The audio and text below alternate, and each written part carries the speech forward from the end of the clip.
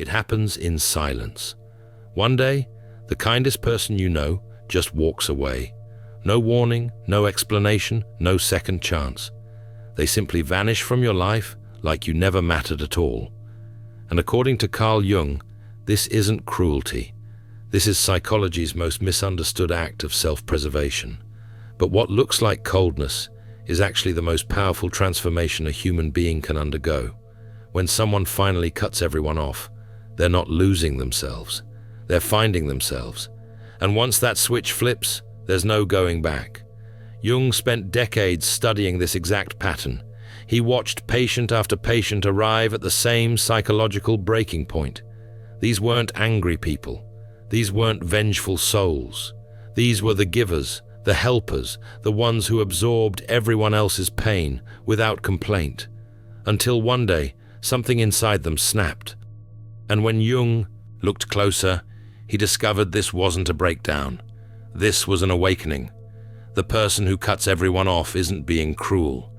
They've simply seen the truth about their relationships, and they cannot unsee it. Here's what people don't understand. The person who cuts you off didn't decide this yesterday. They decided this years ago. They just didn't realize it yet. Jung called it the accumulation phase. These individuals spent years observing everything, every broken promise you made, every time you took them for granted, every moment you exploited their kindness. They noticed all of it. They catalogued it. They said nothing. They smiled through the pain. They made excuses for your behavior. They blamed themselves for feeling hurt. But deep in their unconscious mind, a list was forming.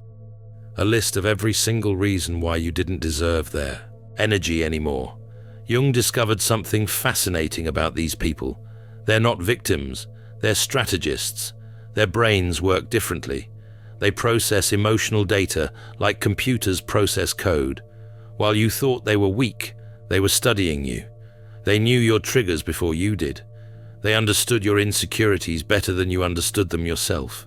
They mapped your manipulation tactics with surgical precision. They knew exactly what you were doing. They just chose not to use that knowledge. Yet. Because kind people aren't stupid, they're patient. And patience is the most dangerous weapon in psychology. This is where Jung's concept of the shadow becomes critical. Every person has a shadow.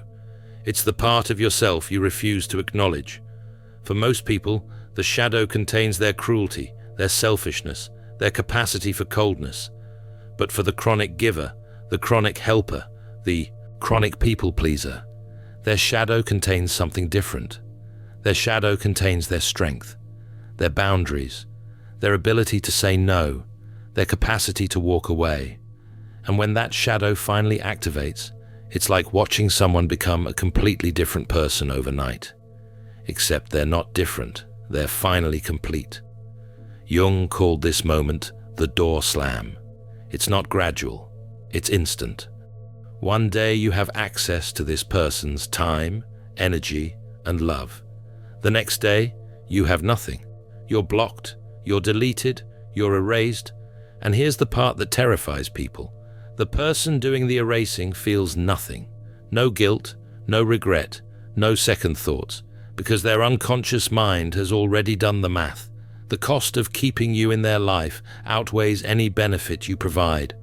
And once that calculation is complete, there's no negotiation, there's no appeal, there's just silence. Jung understood that relationships function on psychic energy exchange. Every interaction costs energy. Some people give energy, some people drain it. And the person who cuts everyone off has finally realized they've been operating at an energy deficit for years.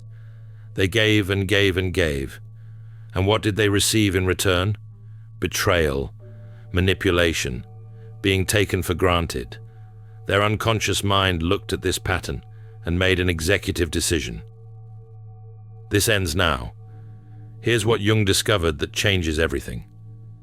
This process isn't just about ending relationships. It's about individuation, becoming who you truly are.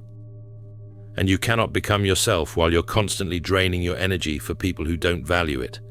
Individuation requires you to withdraw from the collective, to stop living according to other people's expectations, to stop sacrificing your authentic self, to maintain false harmony. And sometimes that means walking away from everyone, your family, your friends, your partner, anyone who cannot accept the real you.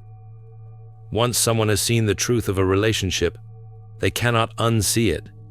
It's like watching a magic trick and then learning how it's done. The illusion is destroyed forever. The person who cuts you off has finally seen past your performance.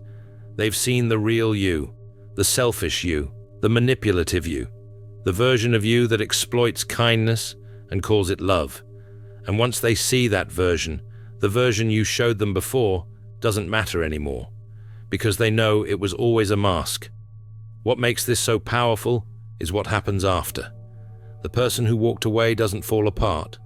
They don't spiral into depression. They don't regret their decision. They experience something completely unexpected. Freedom. Pure, overwhelming freedom.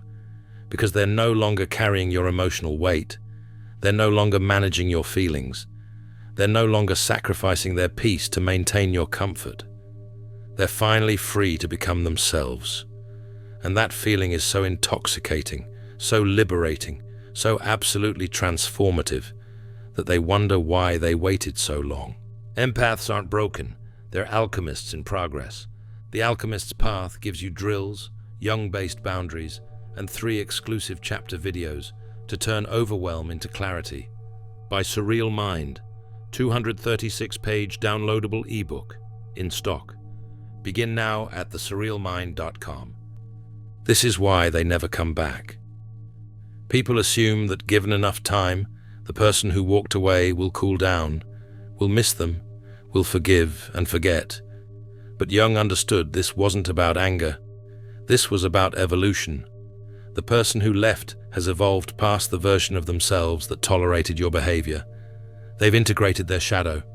They've claimed their power. They've become psychologically complete. And that complete person has no use for relationships that require them to be incomplete. But to truly understand what's happening inside the mind of someone who makes this choice, we need to go deeper. We need to step inside their world and see what they see, feel what they feel. Because Jung gave us the framework, but there's a whole internal universe that most people never witness. And that's where we're going next. Some people vanish without a trace. One day, they are there, laughing at your jokes, sharing their secrets, making plans for the weekend. And then, silence. No fight, no warning, no goodbye, just a door quietly closing behind them. If you have ever been on either side of that door, you already know what I am about to say. There is a hidden truth behind the silence, and it runs deeper than most people realize. Picture this. You are at a party. Music is playing. People are laughing. Everyone seems to be having a good time. But while most people are just enjoying the moment, there is someone in the corner who sees the whole room differently. They notice the friend who looked away a little too quickly when asked a question. They catch the slight shift in tone when someone says they are fine. They feel the energy in the room change when certain people walk in. For them, every conversation is layered. Every interaction has weight. Every small gesture carries meaning that others simply miss. This is what it means to be someone who operates on a different level of awareness. And while it might sound like a superpower, it comes with a price. Because when you see everything, you cannot unsee it. When you feel everything, you cannot unfeel it. And when you notice every crack in a relationship, every inconsistency in someone's words, every moment where loyalty should have shown up but did not, well, those things start to pile up. There is a term psychologists use for this kind of processing. They call it high-trait introspection. It describes people who spend significant time examining their own thoughts, feelings, and motivations. But it goes beyond just self-reflection. These individuals also apply that same level of analysis to everyone around them. They are constantly reading between the lines, searching for meaning in places others would never think to look. And while this trait allows them to form incredibly deep connections with the right people, it also makes surface-level relationships feel almost painful. Now let us talk about what happens inside the mind of someone who is constantly processing at this level. Imagine your brain as a computer that never stops running. Most people have programs that shut down when they are not in use. They can have a conversation, let it go, and move on with their day. But for the person we are describing, every conversation stays open. Every memory keeps playing in the background. Every unresolved conflict takes up space. This is not a choice. It is simply how they are wired. And while it allows them to understand people on a profound level, it also means they carry the weight of every interaction. The small comment that felt dismissive, the promise that was quietly broken, the moment when someone chose convenience over connection. These things do not disappear for them. They linger, they echo, and over time, they create a map of every relationship, with all its beautiful paths and all its hidden pitfalls clearly marked. So what happens when someone with this kind of mind reaches their limit? This is where the story gets interesting, because cutting people off is not usually a sudden decision. It is the final scene of a movie that has been playing for months, sometimes years. The person on the other side might be shocked by the silence. They might wonder what they did wrong. They might even feel like the decision came out of nowhere. But for the one who walks away, that moment has been building for a very long time. It starts with a small disappointment. Maybe a friend cancels plans at the last minute. No big deal, right? Everyone gets busy. But the person who notices everything also notices that this is the third time it has happened. They notice that the excuses are starting to sound familiar. They notice that when they needed support, that friend was mysteriously unavailable. And while they might brush it off at first, they file it away. They remember. This is where the internal process begins. They start asking themselves questions. Time. 0.6. Is this a pattern or just bad luck? Am I being too sensitive, or is something actually wrong here? They give the benefit of the doubt, sometimes too generously. They make excuses for behavior that probably should not be excused. They tell themselves that everyone has off days, that relationships go through seasons, that patience is a virtue. And for a while, this works. They keep the peace. They maintain the connection. They push their concerns down and carry on. Then comes another moment. Maybe it is a conversation where they share something vulnerable and the response feels shallow. Or maybe it is a situation where they expected loyalty and what they got instead was silence. Again, most people would let it go. But for someone who processes deeply, these moments do not just pass by. They accumulate like snow on a roof. And at some point, the weight becomes too much. There is a moment, and if you have experienced this, you will know exactly what I am describing, where everything suddenly becomes clear. All the small moments, the tiny disappointments, the accumulation of evidence that something is off, it all clicks into place. Like puzzle pieces finally forming a picture you did not want to see but cannot deny. And in that clarity, the endless internal debate quiets down. The overthinking stops. What replaces it is a strange calm, a knowing. This is no longer working. It is time to let go. Here is something that most people miss. The decision to cut someone off is rarely about one thing. It is about a pattern.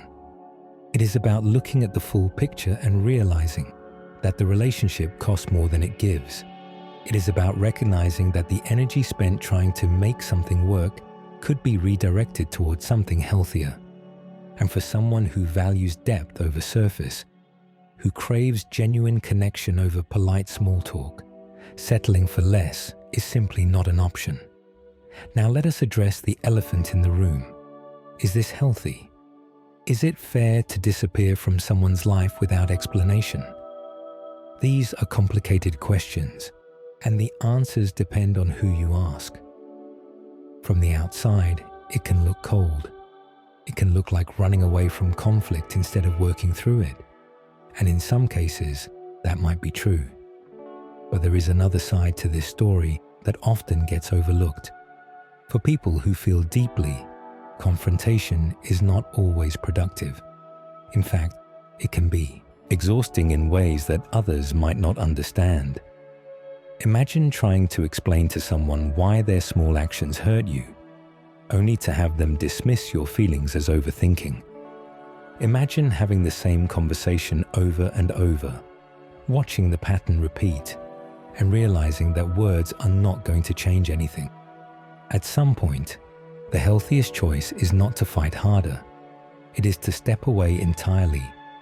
And here is something that rarely gets talked about. Sometimes the other person genuinely cannot understand, not because they are bad or uncaring, but because they simply do not operate on the same frequency. They hear the words, but the meaning does not land. They see the tears, but they do not feel the weight behind them. And no amount of explaining can bridge that gap. It is like trying to describe color to someone who has never seen it. The language does not exist. The common ground is not there.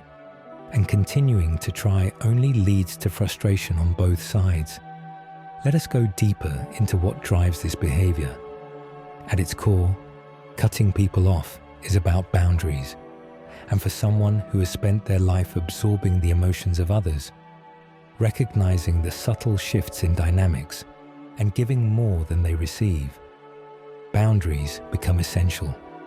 They are not walls built out of fear. They are lines drawn out of self-respect. They represent a decision to stop accepting less than what a relationship should be. Think of it like a house. Most people have doors and windows that open and close normally. They let people in, they show them out. It all happens smoothly. But for someone who feels everything intensely, those doors and windows sometimes get stuck open. People wander in uninvited. Energy flows out constantly, and without deliberate effort to close some of those openings, the house eventually becomes impossible to maintain. Cutting people off is sometimes just the act of finally closing a door that should have been shut years ago. But here is where it gets complicated. The very traits that make someone perceptive also make them question themselves. They wonder if they are being too harsh. They worry about hurting people. They second-guess their decisions even when the evidence is clear. And this internal battle can go on for months before they finally reach a conclusion. So when they do walk away, it is not because they do not care. It is because they have cared so much for so long that they have nothing left to give. Think about that for a moment. The person who cuts you off might actually be the one who loved you most. They paid attention when others did not. They noticed the details that everyone else missed. They held on to hope long after it made sense to let go. And when they finally stepped away, it was not because the relationship meant nothing. It was because it meant everything, and they could no longer pretend it was working. Now, let us talk about what happens after. The silence, the space, the absence that fills the room where the relationship used to be. For the person who walked away, this is not a victory. There is no satisfaction in losing someone who once mattered. What there is, instead, is a complicated mix of relief and grief. Relief that the constant processing can finally stop. Grief for what the relationship could have been. And somewhere in between, a quiet hope that maybe they made the right choice. This is the part that others rarely see. From the outside, cutting someone off looks decisive, clean, maybe even easy. But from the inside, it is anything but. There are nights spent replaying memories, wondering if things could have been different. There are moments of doubt, questioning whether the decision was too extreme. And there is a loneliness that comes from knowing that not everyone will understand, that some people will judge, that the truth behind the silence is more complicated than anyone wants to hear. So why do they stay silent? Why not explain? This is perhaps the most misunderstood part of the whole experience. The truth is, explanations are exhausting. When you have already spent months or years trying to communicate, trying to be understood, trying to make the other person see what you see, the idea of one final conversation feels pointless. What would change? The patterns are already set. The dynamics are already established. And for someone who values depth, a surface-level goodbye feels hollow anyway. There is also another layer to this. Sometimes the silence is a test, not a manipulative one, but a genuine question. Will this person reach out? Will they notice the distance? Will they fight for the relationship? Or will they let it fade? And when the answer comes back as silence on the other side too, well, that tells them everything they need to know. The relationship mattered more to them than it did to the other person. And that confirmation, painful as it is, makes the decision easier to live with. Let us talk about the world these people inhabit. We live in a time of endless connection. Social media, text messages, video calls. We can reach anyone at any moment. And yet, despite all this access, genuine connection has become rare. Most conversations stay at the surface. Most relationships operate on convenience. And for someone who craves depth, this can feel like being thirsty in the middle of an ocean. Water everywhere, but nothing to drink. This is the context that shapes the decision to cut people off. When you are surrounded by shallow connections, the few deep ones become precious. You protect them fiercely. You invest in them fully. And when they disappoint you, the pain is amplified because you know how rare that kind of connection is. So walking away is not just about leaving one person. It is about refusing to settle for less than what you know is possible. Here is something else that most people miss. The person who cuts others off is usually the same person who gives the most chances. They do not walk away at the first sign of trouble. They stay, they try, they communicate, they forgive. And they do this over and over, often longer than they should. So when they finally reach their limit, it is not a failure of patience. It is the result of too much patience. They have given so many chances that there are none left to give. The moment when the decision becomes final usually does not look dramatic. There is no big fight, no explosive argument. Instead, there is often a small moment, a seemingly insignificant interaction that suddenly makes everything clear. Maybe it is a comment that reveals what the other person really thinks. Maybe it is a promise broken one too many times. Maybe it is nothing at all, just a quiet realization that the relationship has run its course. And in that moment, something shifts. The constant questioning stops, the internal debate ends, and the decision, which felt so complicated before, suddenly feels simple. And now we arrive at the heart of this whole discussion. The hidden truth behind the silence. It is not coldness. It is not cruelty. It is not even rejection. At least not in the simple way we usually think about it. The hidden truth is this. Some people feel the world so deeply that they must be selective about who they allow into their inner circle. They have to be, because every relationship costs them something. Every connection takes energy. And if they let everyone in, there would be nothing left of them to give. So here's the truth Jung discovered. and most people refuse to accept. When someone kind and patient suddenly cuts everyone off, they're not having a breakdown. They're having a breakthrough. They're not losing their mind. They're finding their power. They're not becoming a worse person. They're becoming their authentic person. And that authentic person has finally learned the most important lesson. You cannot find yourself while you're losing yourself for others. You cannot build your life while you're busy maintaining everyone else's. You cannot become who you're meant to be while pretending to be who others need you to be. If you are someone who has walked away from relationships that no longer served you, know this. You are not broken. You are not cold. You are not asking for too much. You are simply honoring the way you are built. You are protecting the energy that allows you to connect deeply with the people who deserve it. And in a world that often celebrates quantity over quality, your choice to prioritize depth is not a weakness. It is wisdom. The moment they cut you off is the moment they chose themselves.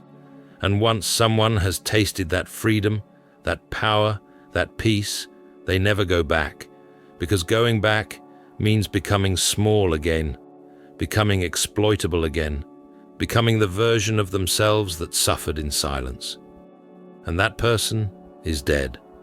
They killed them, intentionally, necessarily, permanently.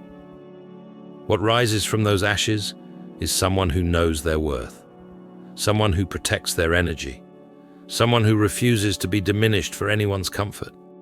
The people who cut everyone off aren't broken. They're finally whole. They're not losing relationships. They're gaining themselves, and themselves is the only relationship that actually matters. This collaboration between Surreal Mind and Inception Mind was designed to show you both sides of this transformation. The psychological framework that Jung gave us, and the lived internal experience that defines it. Two perspectives, one truth. Depth matters.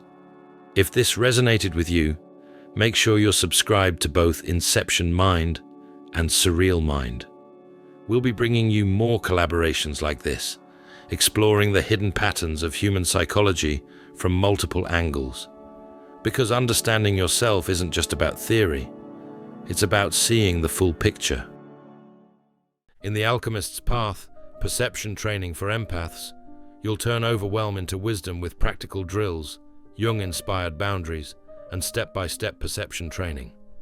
This guide includes 3 exclusive chapter videos to deepen each lesson. Written by Surreal Mind, 236 pages, beautifully designed 8.5 by 11 downloadable ebook, in stock now. Start your training today. Feel deeply while thinking clearly. Get The Alchemist's Path at thesurrealmind.com.